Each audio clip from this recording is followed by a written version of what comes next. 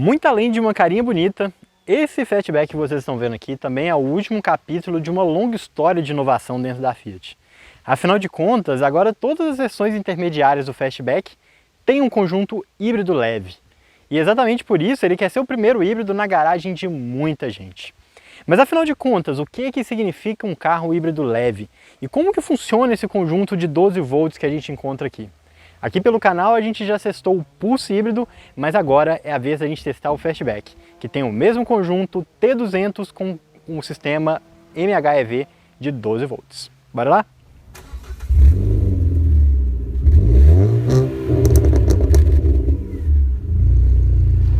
E se você for comprar um carro usado seminovo, não deixe de usar o serviço de consulta veicular da Olho no Carro. E com o cupom de desconto do DriveOn você ainda garante 15% de desconto em todas as consultas. Link na descrição do vídeo. E bem ao jeitinho brasileiro, o Fiat Fastback é uma verdadeira coxa de retalhos. Com muitas partes aqui que vêm da plataforma antiga do Cronos, mas feito com outros aspectos aqui do Pulse. Inclusive o seu conjunto mecânico, que hoje é usado por toda a linha Stellantis, e é claro, o seu visual Fastback, que na verdade veio de um conceito que era baseado na Toro. Exatamente por conta de ser essa coxa de retalho e ser um carro que era para ser muito maior do que de fato ele é, talvez o visual seja um dos pontos mais polêmicos aqui do Fiat Fastback. Ele é um carro bonito, em diversos ângulos, com faróis bonitos, lanternas bonitas, para-choques bonitos, interior bonito, mas suas proporções são um pouquinho estranhas. Caixa de roda muito grande, a parte lateral aqui um pouquinho exagerada, enfim. Gosto é algo realmente pessoal. Ame ou odeie, a verdade é que o Fiat Fastback é um carro que tem uma baita presença. E muita gente olha para ele e acha inclusive que ele é um carro de categoria superior a um T-Cross, um Renegade, sendo que na verdade ele é nada mais nada menos do que um Pulse com bunda. O que muita gente, principalmente quem não entende de carro, não parece entender. Mas deixando o visual de lado, falando um pouco mais sobre a linha do Fastback, a verdade é que esse carro tem uma linha muito bem definida. Ele começa ali com a motorização 1.0 turbo na sua versão T200 por volta dos R$120 mil, passando ali pela motorização 1.0 turbo híbrido nas suas versões Audace e Impetus, e por fim ele vai ali para a motorização 1.3 turbo. O câmbio também muda, saindo do CVT das seções de entrada e indo para um automático de 6 marchas. E lá você encontra o Limited, com um visual um pouquinho mais tradicional, e o Abarth, que é um esportivo de verdade, não só de visual, mas também de calibração. No final das contas, o Fastback ele consegue sair desde os R$120 mil, chegando até os R$170 mil com carros com objetivos muito bem definidos, o que é algo bem interessante e que inclusive a Volkswagen aprendeu agora na linha do Nivus, que antigamente não era tão completa assim. Enfim, um carro interessante, com uma linha interessante e talvez exatamente por isso também os seus números de venda sejam bem interessantes para a Fiat. E apesar da linha 2026 do Fastback estar prestes a chegar, trazendo alguns equipamentos bem interessantes como banco elétrico, teto solar e mais equipamentos de segurança, exatamente para brigar com aquele carinha que vocês viram ali atrás, o novo Nivus 2026, a verdade é que a Fiat decidiu aqui no final de 2024 antecipar um dos principais novidades aqui que vai chegar para a linha Fastback, que é exatamente o seu conjunto híbrido leve. Mas afinal de contas, o que significa um carro ser híbrido leve? Para início de conversa, o que é um carro híbrido? Um carro híbrido é um carro que junta tanto uma motorização elétrica como também uma motorização a combustão, ou seja, ele tem dois tipos de propulsão diferentes. E entre os carros híbridos existem diferentes níveis de eletrificação. Você começa ali com os híbridos leves, que são carros que têm um motor elétrico realmente para dar um leve no carro, passando ali pelos híbridos full ou híbridos convencionais, que tem uma bateria pequena, mas que consegue empurrar o carro apenas com motor elétrico, e você termina ali com os híbridos PHEV ou híbridos plug-in, onde você tem ali uma bateria bem maior, um carro que consegue se locomover apenas com motor elétrico, e você consegue recarregar essa bateria ligando na tomada. Então, digamos que esse carro aqui ele está no nível mais simples de uma eletrificação. Exatamente por isso, um híbrido leve, ou micro-híbrido, ou semi-híbrido, dependendo de onde você vê. Mas se você acha que todo carro híbrido leve é igual, aí que você se engana. Existem dois grandes tipos de híbrido leve. Os híbridos leves de 12 volts e os de 48 volts.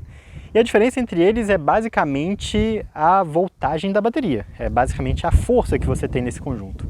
Os híbridos de 48 volts geralmente são muito mais fortes e conseguem até mesmo empurrar o carro em algumas situações. E o próprio sistema híbrido deles não necessariamente está no motor, pode estar no câmbio, no motor de arranque, na transmissão, em diversos lugares diferentes. Enquanto os híbridos de 12 volts, que é exatamente o que a gente encontra aqui no Fastback, é o sistema mais simples que tem. E ele é basicamente composto por dois equipamentos, um que fica no motor e outro ali embaixo do banco do motorista. Mas bora abrir o capô, que eu quero mostrar para vocês antes aqui o que a gente tem por baixo aqui. A grande mágica por baixo do capô está exatamente nesse equipamento aqui, que tem esse fio vermelho ligando aqui, ele que substitui o alternador convencional de um carro a combustão. E esse sistema é o BSG, um motorzinho elétrico que consegue dar 4 cavalos e 1 kg de torque aqui para a propulsão do motor. Esse BSG ele pode ser usado tanto para dar partida no carro, então considerando que ele é meio que um start-stop mais parrudo, como também ele é um sistema que consegue ligar ali os equipamentos elétricos do carro, então ar-condicionado, equipamentos, faróis, etc. Tudo isso pode funcionar direto ali com a energia do BSG.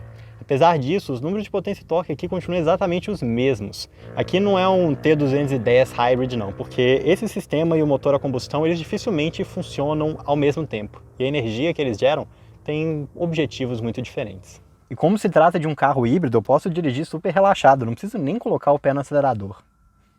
É claro que não, né? Ainda mais um híbrido leve, a sensação de dirigir esse carro é exatamente igual a dirigir qualquer outro carro a combustão normal. Afinal de contas, a bateria que a gente tem aqui embaixo do banco do motorista, que é essa caixinha que a gente está vendo aqui com esse adesivo amarelo, é realmente bem pequeno.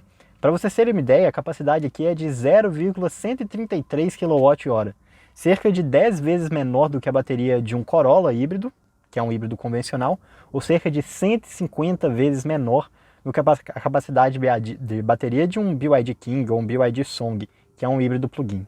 Então isso aqui, olha, é praticamente uma bateria de celular.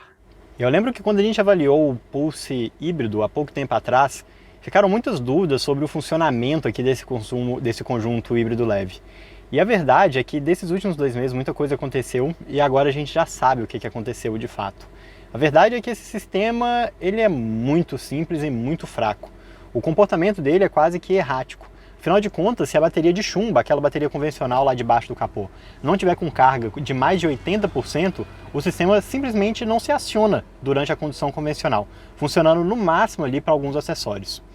Esse é o comportamento normal segundo a Fiat. E até vendo avaliações de outros carros híbridos leves de 12 volts lá na Europa, nos Estados Unidos, parece que é sempre assim mesmo. Só que talvez o erro da Fiat foi de colocar aquele carinha ali, aquele gráfico no painel, que mostra se você está carregando a bateria, usando a bateria e qual que é a carga dela. Afinal de contas, se você está andando na estrada ou na cidade no dia a dia, você só vai ver ela carregando e nunca saindo do 100%. No próximo teste que a gente fez aqui hoje também, ela só sai do 100% porque a gente deixa o carro ligado com ar-condicionado em alguns momentos, ou com o farol ligado. Enfim, talvez o erro da Fiat não é colocar um sistema híbrido de 12 volts, mas sim de ser tão transparente sobre o funcionamento dele que de fato é um pouco abaixo da expectativa de alguém que já viu aí um carro como um Corolla ou um BYD nas ruas. E depois dessa mega explicação sobre o sistema híbrido leve, já pode mandar o vídeo aí para o seu vizinho, se inscrever no canal, deixar sua curtida e, além de tudo, dizer também que você sabe como funciona esse sistema híbrido leve da Fiat. Porque a verdade é que nos primeiros meses, nem mesmo os próprios jornalistas estavam entendendo muito bem como funciona isso aqui. Pois bem, por baixo do capô, os números eu já falei com vocês, é os mesmos, 130, 125, 20,4 kg força-metro de torque. E as tecnologias aqui, com exclusão do BSG, que dá esse alternador mais parrudo, continua todo exatamente igual. A calibração é realmente muito parecida, o câmbio CVT, que simula 7 marchas, também é muito parecido. E o próprio sistema multi-air, que permite a variação ali de tempo das válvulas e de injeção, continua sendo exatamente o mesmo que a gente já tinha anteriormente. Então, de fato, é uma alteração simples. E a ideia desses sistemas híbridos leves é ser exatamente isso. Uma alteração simples e que a gente deve começar a ver em breve em carros de outras marcas. Por dentro do capô, a pintura não é exatamente igual a de fora, é a mesma cor, é todo pintado, mas não tem o mesmo verniz. E a gente não tem manta acústica, um ponto que eu achei legal lá no Abarth, porque faz um pouquinho mais de barulho. Mas esse motor aqui, assumo que seria muito bem-vindo, porque do lado de fora, esse carro até que é bem barulhento, viu? O sorte é que esse sistema BSG faça com que o start-stop dele seja muito suave. Você praticamente não vê o motor ligando e desligando, mas quando ele está ligado é um nhec, nhec, nhec, nhec, bem a cara de motor 3 cilindros. E as dimensões são muito estranhas aqui no Fastback, né? Exatamente por isso eu falei que ele é um carro tão polêmico aqui externamente. Afinal de contas, ele é um carro longo, mas com entre-eixos curto. Ele é um carro estreito, mas muito alto. Então ele parece um carro que queria ser mais do que de fato ele é. E nessa versão aqui, principalmente, que é a versão segunda das 5 versões aqui do Fastback, as rodas são apenas aro 17. E aí você vai falar, pô, apenas aro 17? Mas aro 17 é grande pra caramba. Mas exatamente por conta desse espaço grande que a gente tem aqui acima das caixas de rodas. E essas próprias caixas de rodas de plástico aqui realmente bem protuberantes, essas rodas 17 parecem menores do que de fato elas são. Tanto é que, nas versões acima dessa, as rodas já são aro 18. E com um pneu de perfil baixo, que sinceramente é horrível. Eu prefiro essas 17 aqui mesmo. Mas bem ao estilo de carro da moda, Fastback tem faróis Full LED e também as lanternas traseiras Full LED. Isso é um diferencial interessante, porque nessa categoria não são todos os carros que têm realmente lanternas Full LED de fato. Geralmente, às vezes até a lanterna é de LED, mas a seta e a luz de ré não. E aqui no caso do Fastback é realmente tudo de LED. Mas alguns donos criticam que essa lanterna queima com uma certa facilidade. E isso é verdade, viu? Porque afinal de contas eu sou proprietário de um Pulse Abarth e eu já vi um bocado de gente reclamando aqui dessa lanterna do Fastback. Curioso que não é assim no Pulse, só no Fastback mesmo. Vai entender. A suspensão é McPherson na dianteira e de eixo de torção na traseira. E o sistema de freio é a disco na dianteira e tambor na traseira. Alvos de muitas críticas, afinal de contas o Nivus, que é seu principal concorrente, tem disco de freio nas 4 rodas, e aqui disco de freio nem na versão Abarth mais esportiva. Isso vai vir no facelift? Provavelmente não, porque seria uma mudança muito grande aqui na mecânica do carro. Mas a verdade é que a capacidade de frenagem aqui não é ruim. Assim como o seu sistema de segurança, já que afinal de contas, mesmo nessa versão aqui que é uma versão entre muitas aspas, quase que de entrada assim, ele é um carro que tem o sistema de manutenção de faixa, então ele atua ativamente no volante para você não conseguir comer uma faixa lateral, e ele também tem um sistema de frenagem automática de emergência. Então, se aparecer um carro freando de repente, uma criança andando de bicicleta ou qualquer coisa na frente do carro, ele vai avisar para você e caso você não atue no freio, ele vai frear automaticamente. Além disso, ele tem farol alto automático, ou seja, ele comuta o farol alto e o farol baixo sem você precisar de uma atuação, algo bem interessante, principalmente para quem viaja aí em estradas de pista simples. E é claro, a gente tem um básico obrigatório por lei. Controle de tração, controle de estabilidade, 3 encostos de cabeça, cinto de 3 pontos no banco traseiro e a gente tem também 4 airbags, ou seja, os 2 obrigatórios por lei, dianteiros, e também 2 airbags laterais, um de cada lado. Poderia ter 6? Sim, poderia ter 6. E exatamente por isso, e também pela sua estrutura que é baseada em uma plataforma mais simples, Pulse e Fastback não são tão bem avaliados no Lat NCAP, recebendo apenas 2 estrelas ali de acordo com o Instituto, podendo ser um pouquinho melhor se suas linhas fossem mais completas, mas a verdade é que a estrutura deixou um pouquinho a desejar. Mas o grande valor desses SUVs acupesados é o que está aqui atrás, seu porta-mala. Afinal de contas, um dos objetivos desses carros é exatamente substituir os sedãs. É a história aqui do Fastback e é a história também de outros carros, como por exemplo o Citroën Basalt. Mas a verdade é que com 516 litros de capacidade, esse carro consegue levar mais carga do que o Cronos e mais carga do que o Virtus, o que de fato é muito positivo. E além de tudo, ele também é um carro que tem um acesso muito mais fácil do que um sedã. Afinal de contas, olha o tamanho dessa boca. E o fato que o vidro levanta junto faz com que você consiga colocar a carga nessa direção, e não nessa direção como você faria em um sedã. Acabamento também é muito bom, com feltro no lateral, plástico no batente, aqui também tudo acabado em plástico, 2 puxadores, um de cada lado. Só que tem 2 pontos que eu não gosto muito nesse carro. O primeiro deles é essa tampeta, que ela não sobe junto com a tampa, então por mais que o acabamento seja bom, os materiais sejam bons, é bem gostoso, você pode acabar esquecendo aqui, fechando o porta-mala e alguém ter acesso aqui às coisas que estão lá pelo lado de dentro. Não acesso, né, mas podendo ver o que está aqui dentro. E o segundo ponto que eu não gosto muito desse porta-mala aqui do Fastback é que ele tem uma estrutura no meio do carro que é totalmente bizarra.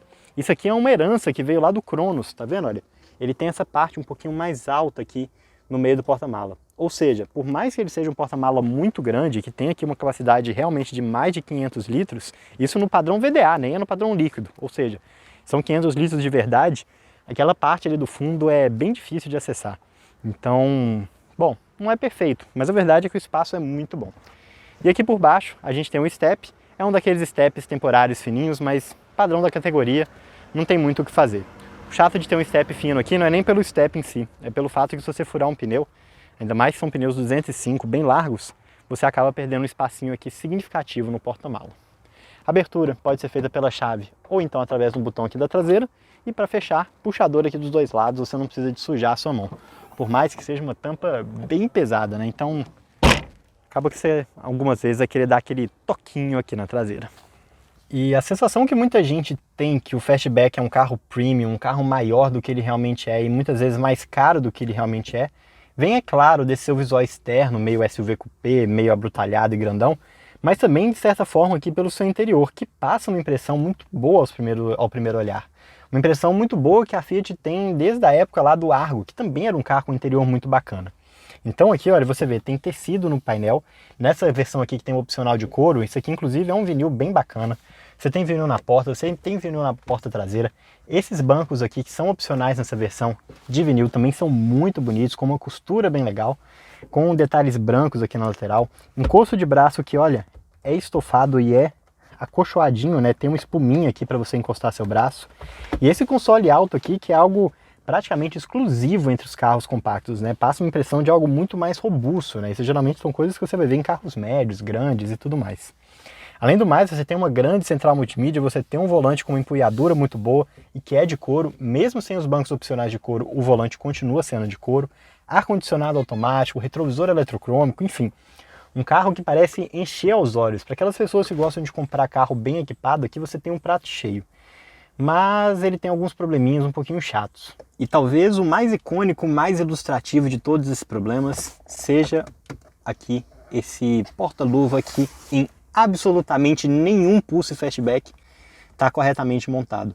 Isso aqui não é apenas algo pontual, mas sim algo que mostra que a qualidade de montagem desse carro não é das melhores. A impressão visual é muito melhor do que a impressão realmente de construção, de engenharia aqui que você encontra. E apesar de ser um carro bem interessante em relação a porta-objetos, né? Então tem porta-objeto aqui, tem um porta-copo que você consegue tirar aqui no console central, tem o baúzinho, bons porta-objetos na porta. A verdade é que a sensação de espaço dele aqui não é tão boa assim. Não por conta dos porta-objetos, mas sim por conta da sua ergonomia.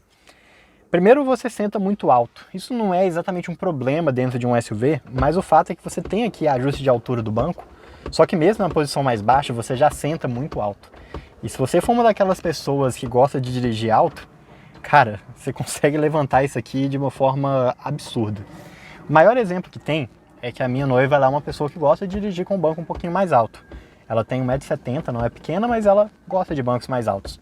E no Pulse ela tem exatamente a altura básica, que melhor para ela é exatamente a altura mais baixa.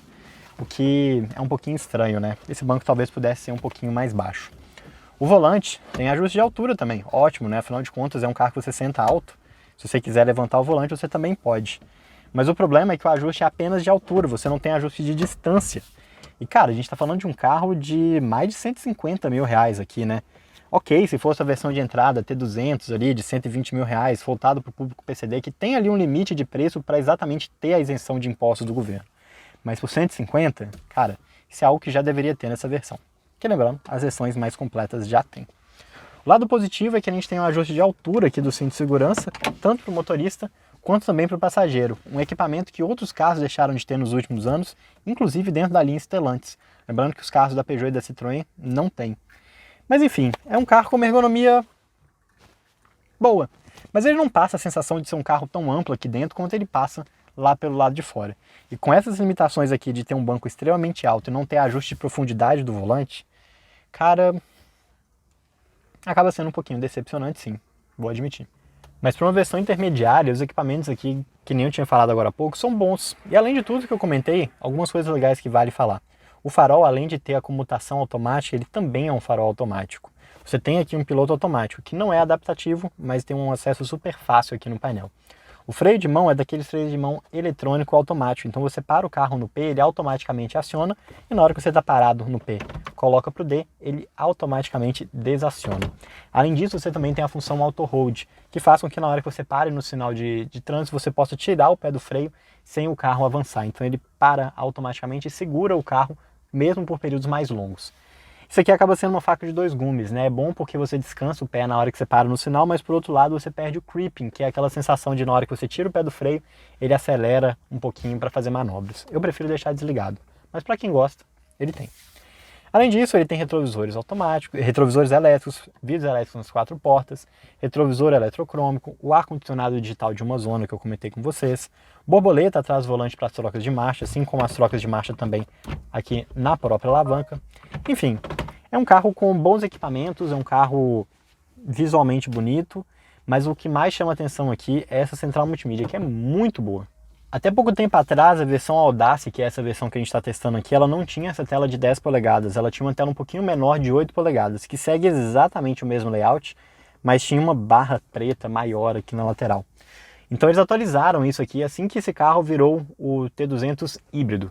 Só que por outro lado, o painel continua sendo um painel super simples, então a gente não tem um painel digital de 7 polegadas. O que a gente tem aqui é um painel analógico com um bom computador de bordo ali no centro. O layout é super tradicional, com um grande velocímetro aqui do lado esquerdo, com uma leitura relativamente fácil, e do lado direito um grande velocímetro também, que para diferenciar a versão tem o ponteiro ali azul e também o escrito Hybrid na parte de cima.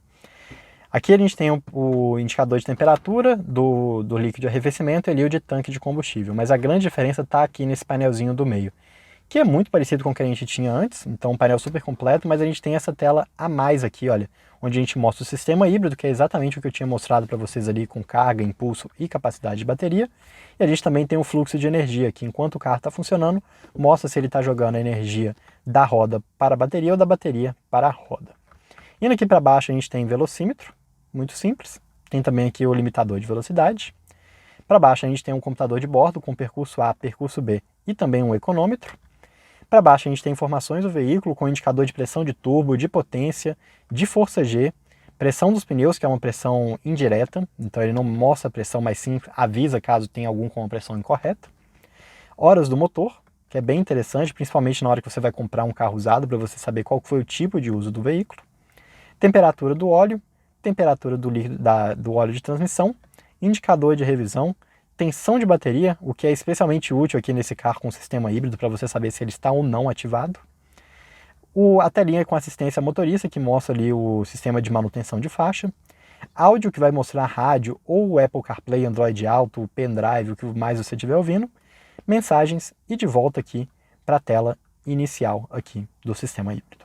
Assumo que é especialmente interessante ver um carro com sistema híbrido, mas sem painel digital. Só que a verdade é que esse computador de bordo aqui da Fiat, ele era um computador de bordo extremamente completo há cerca de 10 anos atrás, quando ele lançou ali, ainda no Uno, se não me engano, mas ele continua sendo um computador de bordo muito bom até hoje. Melhor, inclusive, do que boa parte dos painéis digitais que a gente encontra hoje, pelo menos quando a gente considera suas funções. De visual, de fato, é bem simples, nem colorido ele é. Aqui no volante a gente também tem os botões onde a gente controla o computador de bordo, os indicadores aqui de ligação, aqui onde você coloca o piloto automático e aqui onde você coloca o limitador de velocidade e também o modo Sport, que lembrando não fica aqui na alavanca de câmbio, mas sim aqui no volante. E bora lá para a central multimídia, que tem o mesmo sistema operacional independente de qual central que você fale, seja ali na versão T200 que tem a central de 8, seja nessa versão de 10 ou seja nas versões mais completas onde você tem a central de 8 polegadas também com o sistema de inteligência ali com internet embarcada e tudo mais. Mas a verdade é que é uma boa central, você tem essa primeira tela de widgets que você pode customizar para colocar o que você quiser. Você tem uma tela aqui onde você consegue fazer várias configurações do carro, seja dos seus sistemas de segurança, seja aqui também da própria tela, enfim, um lugar bem completinho. Você tem uma tela onde você vê os aplicativos, só que aqui não são aplicativos que você instala, aqui é basicamente um lugar, um atalho para você acessar as funções do carro. Você também tem sistema de navegação embarcado, só que lembrando, como esse carro ele não tem internet embarcada, pelo menos não nessa versão, apenas nas versões mais completas, você tem um mapa, mas você não tem indicações de trânsito, o que acaba sendo ruim, você acaba usando apenas o mapa aqui mesmo do seu celular, que pode ser feito com espelhamento via Android Auto e Apple CarPlay com fio ou sem fio, que tem também aqui rádio apenas FM, mas você também pode ligar um pendrive aqui se você quiser ouvir música através dele. E é claro, você tem aqui também um espelhamento das funções de ar-condicionado, que é um sistema que funciona muito bem e tem alguns detalhes bem interessantes que eu quero mostrar para vocês. É muito bom que esse carro continue tendo, além do espelhamento na tela, também as funções mecânicas aqui, físicas. para você controlar esse ar-condicionado. E claro, você também tem um controle de volume aqui do lado esquerdo. Mas o que eu acho mais legal, tanto esteticamente quanto funcionalmente, é que ele tem apenas uma rodinha para o ar-condicionado, ao contrário da maior parte dos carros que tem duas. E essa rodinha ela tem duas funções, então você consegue mexer aqui na temperatura quando ela está com essa iluminação, com o ventilador, perdão, quando ela está com essa iluminação branca, e basta você clicar e ela fica com a iluminação azul e vermelha, ou seja, aqui você está comandando a temperatura do ar-condicionado, que lembrando, é um ar-condicionado automático digital de apenas uma zona. E você consegue ver aqui, olha, todas essas funções, mesmo que você não esteja na tela do ar-condicionado, olha, você consegue ver aqui. Mexeu no ventilador, olha, mesma coisa, você também consegue ver aqui. Acho a funcionalidade ótima, além aqui dos atalhos para desembaçador traseiro, dianteiro, recirculação, ligar e desligar o ar-condicionado, ligar e desligar a função automática e, é claro, o botão off aqui para você desligar o sistema de ventilação do carro. Além aqui de alguns outros pequenos atalhos do lado esquerdo para ligar e desligar a tela, para colocar no mudo, para ligar e desligar o controle de tração, para ligar e desligar o controle de manutenção de faixa e também para travamento e destravamento das portas. A verdade é que esse carro tem soluções muito legais, mas essa aqui ainda é a minha favorita entre todas. Um baita porta-objeto aqui no console central. E com 20 centímetros a mais de comprimento se comparado ao Nivus e um carro significativamente maior, cerca de 30 a 35 centímetros a mais do que o Pulse, você pode até esperar que o espaço traseiro aqui vai ser enorme. Mas a verdade é que não. Lembra que o espaço traseiro geralmente é muito relacionado ao entre-eixo do carro. E apesar aqui do Fastback ser um carro bem longo, o entre-eixo dele é o mesmo do Pulse, o mesmo do Argo, o mesmo do Cronos, enfim. Não é um carro com entre-eixos tão longo. Exatamente por isso, o espaço aqui atrás é bom, mas não é espetacular. Do meu joelho para o banco da frente eu tenho cerca de 6 dedos de distância. Lembrando que o carro está configurado para mim aqui, que tem 1,76m, 77. É muito bom o espaço aqui, mas não é espetacular. Espaço para o pé, aí sim a história já é um pouquinho diferente, porque é muito bom. Porque o banco traseiro aqui, o banco dianteiro, perdão, fica numa posição bem alta ali, mesmo quando ele está configurado para a posição mais baixa. Outra coisa que é boa aqui também em relação ao espaço é que esse banco traseiro aqui, ele fica numa posição bem alta. Então acaba que você precisa de menos espaço para a perna aqui. O ponto é que com essa carroceria estilo Fastback que vai descendo e esse banco alto, você acaba ficando com a cabeça muito próxima aqui do teto. Então, olha, eu já estou com o cabelo encostando aqui e tenho cerca de 2 dedos de espaço entre o fim da minha cabeça e o teto aqui. E se eu ficar numa posição mais relaxada, olha, eu já bato aqui nessa parte de trás aqui que é um pouquinho mais protuberante. Não é ruim, mas é uma limitação natural aqui. Para uma pessoa que vai ter, sei lá, mais de 1,80 m, isso provavelmente vai acabar complicando um pouquinho. Outras coisas chatas também é que a gente não tem encosto de braço aqui no encosto dianteiro, no encosto central. Isso não é exclusividade dessa versão, nenhum outro Fastback tem. E o assento acaba sendo um pouquinho curto também. O lado bom é que, de novo, a gente senta super rápido, super alto, então eu acabo tendo um suporte bom para minha perna até aqui. Mas repara, ficam faltando uns 4 dedos aqui entre a minha perna e o final, que faz com que uma viagem um pouquinho mais longa isso acabe sendo um pouquinho mais cansativo. O bom é que ele não é um carro estreito, né? Apesar de visualmente ele ser, pelo lado de dentro eu tenho uma certa dificuldade de encontrar aqui o outro lado, que faz com que ele seja um carro bem bom para viajar em 4 pessoas, 2 na frente e 2 atrás. 5 pessoas aqui até vai, se a pessoa do meio for um pouquinho menor, ou uma criança, algo do tipo. Encosto de cabeça é em forma de vírgula para os 3 ocupantes, e é claro, a gente tem um banco bipartido. E ao contrário dos sedãs que muitas vezes não têm acesso ao porta-mala, aqui a gente tem um bom acesso para o porta-mala através aqui da parte de dentro. Ou então, se você quiser levar algum objeto mais longo, uma cortina, uma plancha de surf, um taco de golfe, sei lá, alguma coisa você consegue colocar aqui deitado. O problema é aquela barrona que eu falei aqui para vocês, lembra? Esse suporte aqui, essa estrutura do carro que acaba tomando um pouquinho de espaço e também atrapalha um pouquinho aqui quando você está com os bancos rebatidos. O acabamento dos bancos é o mesmo lá da frente, então ele vem naturalmente com tecido e a gente tem um opcional onde a gente pode colocar aqui o banco de vinil, um couro ecológico, e tendo o mesmo perfil aqui, preto, com essas costuras brancas e com essa padronagem aqui bem bacana na parte central. Não é exatamente um banco confortável, muito por conta do apoio da perna, mas eu não tenho muito a reclamar aqui não. O bom é que mesmo nessa versão a gente já tem saídas de ar traseira aqui. Ela não é uma zona exclusiva do ar-condicionado, mas ajuda bastante. A gente também tem 2 entradas USB, uma USB-A, uma USB-C. E aqui o console central ele não rouba tanto espaço aqui no banco de trás, que acaba sendo confortável ali para o passageiro do meio. Na porta, que nem eu falei com vocês, a gente tem um pequeno aplique de vinil, seguindo a mesma padronagem de preto com costuras brancas que a gente encontra no banco. E também a gente tem iluminação aqui na parte traseira da cabine. É uma iluminação bem ruinzinha, né? Uma luz bem fraca aqui e tem aquela sensação meio de teto despencando aqui que a gente encontra em algumas luzes de teto. Mas é bom, assim como também os puxadores aqui, os famosos PQPs aqui na parte de trás. Prático. É um carro com uma acomodação boa aqui atrás, apesar de não ser tão boa quanto parece ser pelo tamanho externo.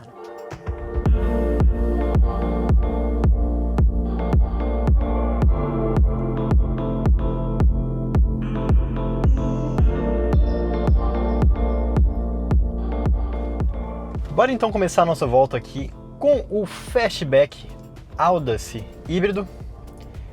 E, bom, a gente já começa a nossa volta aqui falando sobre o ponto mais polêmico, ao mesmo tempo também inovador desse carro, que é o seu conjunto híbrido leve, ou semi-híbrido, ou micro-híbrido de 12 volts.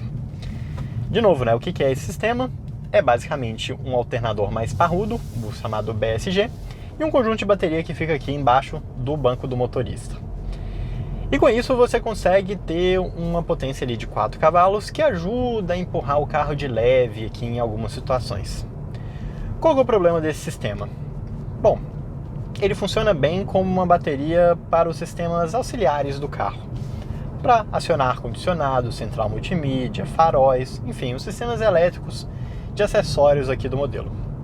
Isso acaba economizando combustível? Sim, acho que com um carro parado com ar-condicionado ligado, ele provavelmente gasta significativamente menos do que a versão sem o conjunto híbrido. Só que na hora que a gente está andando em situações convencionais, igual essa que eu estou aqui agora, né? Andando aqui na rua vazia, anda, uma placa de pare, um sinal, alguma coisa desse tipo, esse sistema híbrido dificilmente entra. Ele tem um funcionamento que talvez errático seja a melhor forma aqui de inconstante, talvez seja a melhor palavra aqui para descrever. Na avaliação que a gente fez aqui com o Fiat Pulse, né, a gente tinha levantado a questão, pô, será que é algo pontual desse carro? Será que é algum problema de fabricação? Na época também a Quatro Rodas tinha acabado de fazer o vídeo ali também sobre o teste do carro deles de longa duração, que é um Pulse híbrido também.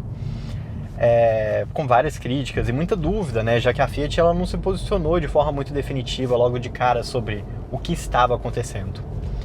Só que passado esses tempos, né, acho que uns 2 meses desde que a gente gravou lá com o Pulse, tivemos atualizações, tivemos pronunciamento da Fiat e a resposta foi que é isso mesmo e esse sistema ele funciona dessa forma mesmo e é isso aí.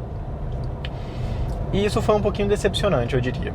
Final da história, é um carro que vai ser mais econômico aqui do que o Fastback antes de ter o sistema híbrido? Provavelmente sim, uma diferença aí que vai ficar por volta dos 5 a 10% de economia de combustível, mas não é todo mundo que vai ver essa economia porque nem sempre ela vai funcionar. Mas bora lá. Falado aqui sobre o sistema híbrido, vamos falar agora um pouquinho mais sobre a sensação de dirigir o carro como um todo. Muito positivo. Cara, o Pulse e o Fastback são carros muito bons de dirigir. Apesar de ter a plataforma ali, que é uma evolução da plataforma que a gente já tinha lá no Argo e no Cronos, no volante você percebe muitas diferenças. É um carro com uma direção muito bem calibrada, não é uma direção pesada, é inclusive uma direção bem leve, tanto para manobra quanto em velocidades um pouco mais altas, mas é uma direção extremamente responsiva, então pequenos toques na direção você já sente o carro respondendo de uma forma rápida. A suspensão é uma suspensão muito alta, bem ao estilo SUV, né? Assim como a própria posição do banco também é bem estilo SUV, bem alta. E por conta disso você acaba sentindo um pouquinho mais desse jogo de um lado para o outro, né? Esse movimento, esse jogo da suspensão. Só que ela é uma suspensão muito confortável e é um carro que tem um ajuste dinâmico muito, mas muito bom.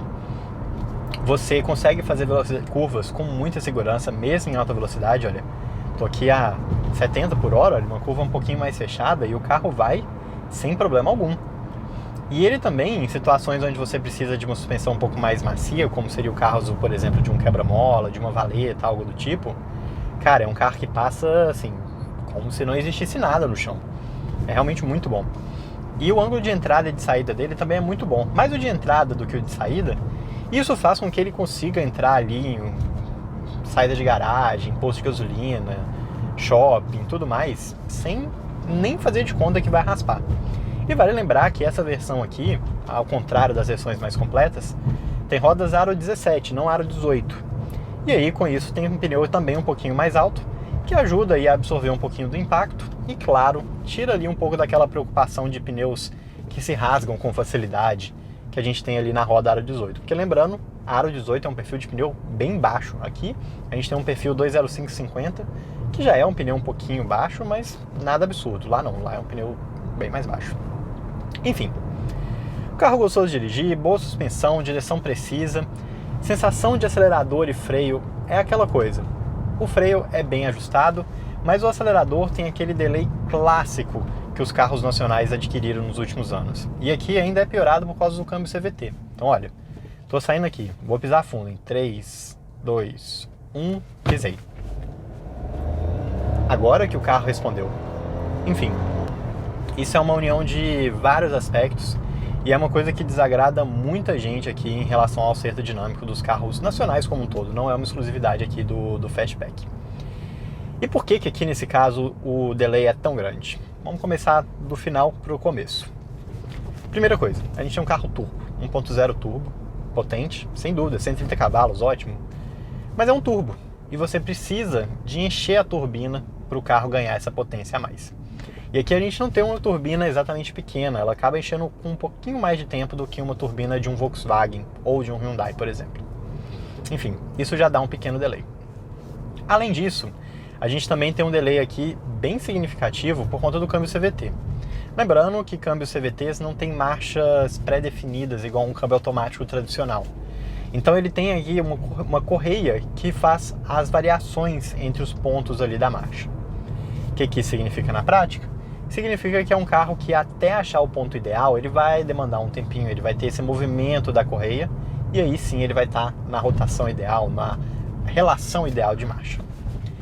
E por fim, a gente tem aqui o terceiro problema, entre aspas, que é a própria calibração aqui de ECU.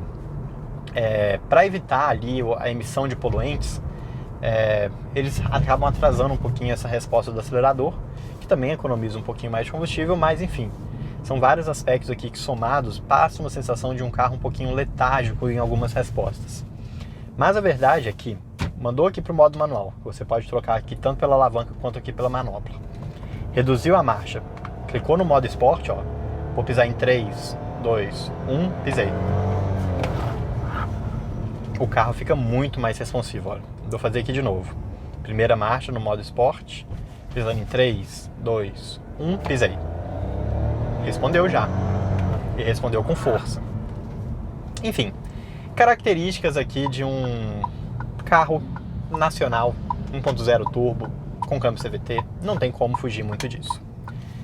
Mas é um carro muito gostoso de dirigir, é um carro que tem um bom desempenho, é um carro bem responsivo de direção, é um carro com um freio bem responsivo também. Um carro muito bom, no geral. Tenho poucas críticas aqui em relação a ele, além, é claro, desse delay, que é comum a todos os outros, e também essa questão do sistema híbrido leve, que não responde ali da forma com que eu, Lucas, pelo menos espero. E falando sobre consumo de combustível, né? Quais números a gente encontrou aqui com esse carro? Primeiro de tudo, né? Comparando ele aos números que a gente teria em um Fastback tradicional sem o sistema híbrido, a diferença está ali na casa dos 5 a 10%. É o número que a gente tem no Imetro, é o número que a gente encontrou nos nossos testes. E aqui a gente andando um pouquinho na cidade, um pouquinho na estrada, a gente teve um teste aqui de uma semana para poder dar aqui as nossas opiniões sobre o carro, pegar todas as nossas impressões. E é um carro com consumo apenas ok.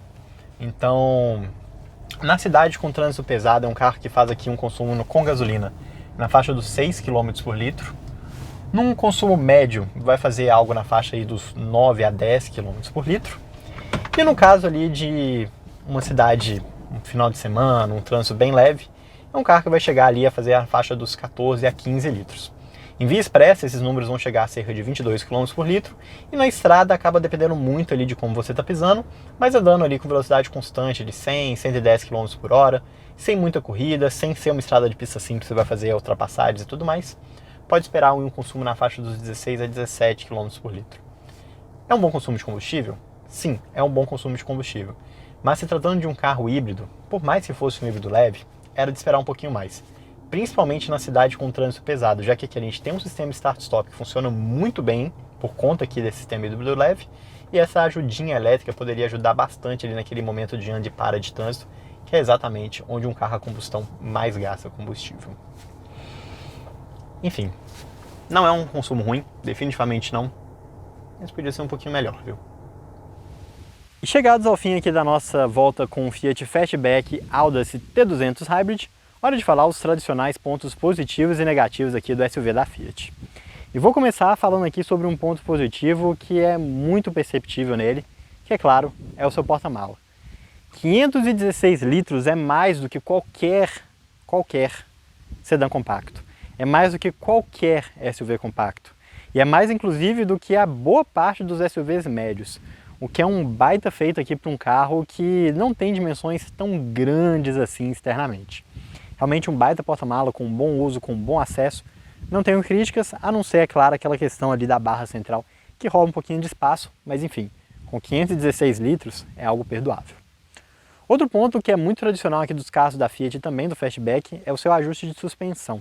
E nessa versão, ouso dizer que ela ainda é melhor, porque ao contrário das versões mais completas que tem rodas aro 18, aqui a gente tem rodas menores, aro 17, o que fazem com que a absorção de impacto seja um pouquinho melhor, ainda que seja um carro com uma suspensão um pouquinho mais firme do que a gente costuma ver nos carros da Fiat.